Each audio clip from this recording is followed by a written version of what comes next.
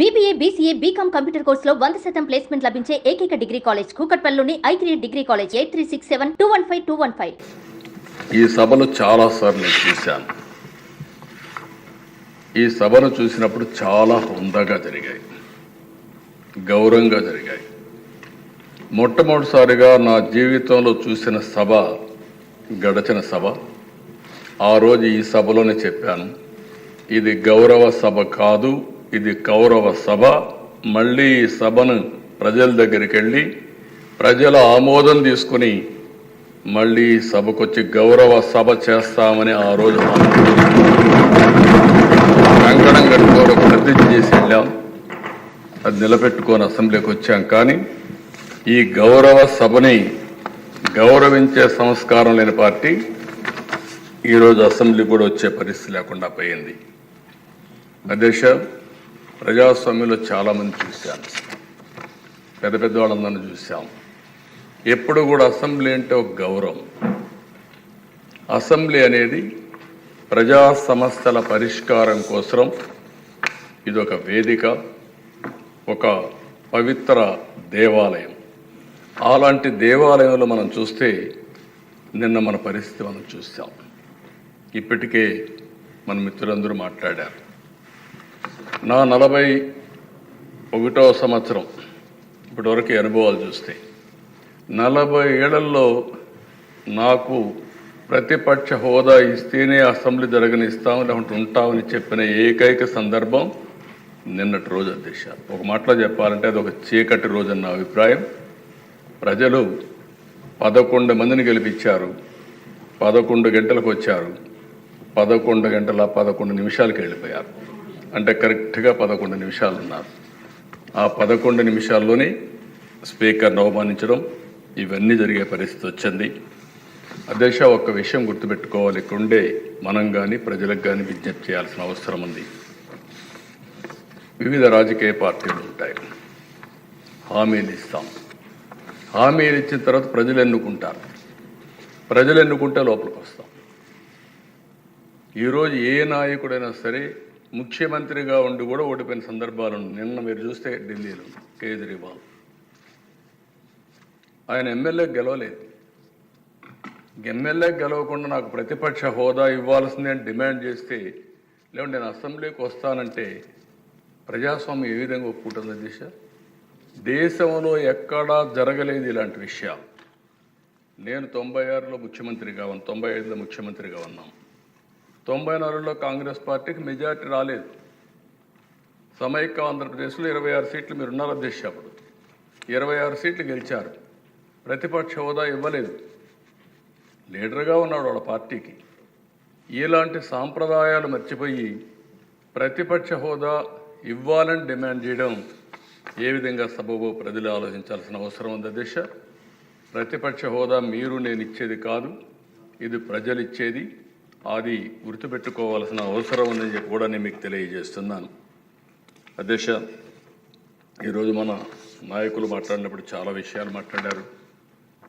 ఒక్క విషయం మనం అందరం గుర్తుపెట్టుకోవాల్సిన అవసరం ఉంది. ఎన్ని కష్టాలున్నా ఈరోజు ఈ ప్రభుత్వం ఒకటే ఆలోచిస్తున్నాం. ఏదైతే ఆ రోజు ఎన్నికల్లో నేను, పవన్ కళ్యాణ్ గారు, బీజేపీ ముగ్గురం కలిసి ఎన్డీఏ కూటమిలో ఎన్నికల మేనిఫెస్టో ఇచ్చాం, సూపర్ 6 చెప్పాం. ఈరోజు కూడా చెప్తున్నాం, చిత్తశుద్ధితో పనిచేస్తాం, కష్టపడి పనిచేస్తాం, రాత్రింబగళ్ళు శ్రమ చేస్తాం. మేము చెప్పిన మాటలను నిలబెట్టుకోవడానికి అనుక్షణం పనిచేస్తామని మరొక్కసారి ఈ అసెంబ్లీలో ఈరోజు అధ్యక్ష మీరు ఒకసారి చూస్తే వచ్చిన వెంటనే ఒకప్పుడు 200 రూపాయలు పింఛనుంటే 2000 రూపాయలు 14-19 నేనే చేశాను. అదే సమయంలో 3000 రూపాయల నుంచి 4000 రూపాయలు చేశాం. ఇంకొక పక్కన దగ్గర దశ మీరు చూస్తే 8,08,570 మంది దివ్యాంగులు. ఈరోజు మీరు చూసినప్పుడు 5 సంవత్సరాలు ఒక్క పైసా పెంచలేదు. 3,000 రూపాయల నుంచి ఒకేసారి 6,000 రూపాయలు చేసిన కూటమి ఎన్డీఏ కూటమి. అదే మార్గదర్శ కడాన లెప్రసీ పేషెంట్స్ కూడా డబ్బులు ఇవ్వాలంటే వాళ్ళకి మనసు రాకపోతే 7,033 మందికి 6,000 రూపాయల చొప్పున ఇచ్చాం. ఈరోజు అధ్యక్ష మీరు చూస్తే 3,000 నుంచి 4,000 చేశాం, 3,000 నుంచి దివ్యాంగులకు 6,000 చేశాం, కొంతమంది లెప్రసీ కానీ డయాలసిస్ పేషెంట్స్ 10,000 చేశాం, కొంతమంది బెడ్కే పరిమితమైన వాళ్ళకి 15,000 రూపాయలు ఇచ్చి మానవత్వాన్ని నిరూపించుకున్నాం కూటమి ఎన్డీఏ కూటమి. దీనికోసం అధ్యక్ష భారతదేశంలో నేను చాలా గట్టిగా చెప్పగలుగుతున్నాను, దగ్గర 33,000 కోట్ల రూపాయలు ప్రతి సంవత్సరం 64 లక్షల మందికి పింఛన్లు ఇచ్చే ఏకైక ప్రభుత్వం, సింగిల్ లార్జెస్ట్ ప్రోగ్రామ్ కంట్రీలో ఈ యొక్క పెన్షన్స్ అధ్యక్ష. ఇది ఎవ్రీ మంత్ ఒక పవిత్రమైన సేవాభావంతో ఇస్తున్నాం. ప్రతి నెల మొదటి తారీఖు వెళ్తున్నాం. మొదటి తారీఖున ఈ పింఛన్లను ఇచ్చి ఎప్పటికప్పుడు మానిటర్ చేస్తున్నాం. పేదవాళ్ళని లక్ష్యంగా పెట్టుకుని వాళ్ళకు అన్ని విధాలు ఆదుకోవడం కోసం మనం ముందుకు పోయే పరిస్థితికి వచ్చాం. ఇదే కాదు దిశ, ఒకప్పుడు జీతాలు ఎప్పుడు వస్తాయో తెలియదు, ఉద్యోగస్తులకి ముసలి వాళ్ళకి పింఛన్లు ఇవ్వలేని పరిస్థితి. ఈరోజు గర్వంగా చెప్తున్నా, మొదటి తారీఖున ఎన్ని కష్టాలున్నా పింఛన్లు పేదవాళ్ళకి ఇవ్వడమే కాకుండా గవర్నమెంట్ ఉద్యోగస్తులకి, రిటైర్డ్ అయిన ఎంప్లాయీస్ అందరికీ అదే రోజున పింఛన్లు ఇచ్చే జీతాలు ఇచ్చే కార్యక్రమాన్ని ఏర్పాటు చేశాం.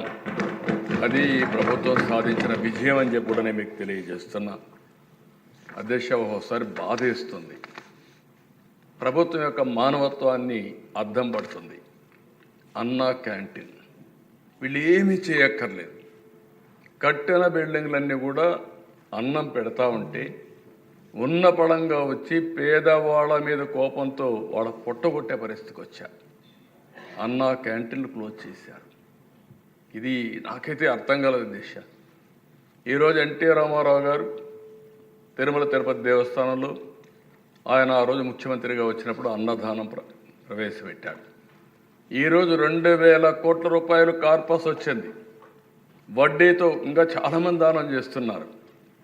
అంటే ఈరోజు ఒక సంకల్పం అనేది ఎవరు చేశారనేది కాదు, అది మంచా చెడా అని ఆలోచించకుండా ఈరోజు అదే కానీ తర్వాత వచ్చిన టీటీడీ బోర్డు కానీ లేకపోతే ముఖ్యమంత్రులు కానీ తిరుమలలో అన్నదానాన్ని కూడా వద్దని చెప్పి క్యాన్సిల్ చేసి ఉంటే ఏమైంది అధ్యక్ష? ఆ విధంగా చేయలేదు కాబట్టి అది కంటిన్యూ అయ్యే పరిస్థితి వచ్చింది. ఈరోజు మేము వస్తానే మళ్ళీ 204 అన్నా క్యాంటీన్లు ప్రారంభించాం. ప్రతి నియోజకవర్గంలో అన్నా క్యాంటీన్లు పెట్టి తద్వారా పేదవాళ్ళందరినీ ఆదుకునే కార్యక్రమానికి శ్రీకారం చుడతాం. ఇది ఈ ప్రభుత్వం యొక్క కమిట్మెంట్ అని చెప్పి కూడా నేను మీకు తెలియజేస్తున్నా. సుమన్ టీవీలో మీ పర్సనల్ అండ్ బిజినెస్ ప్రమోషన్స్ కోసం కింది నెంబర్కి కాంటాక్ట్ చేయండి.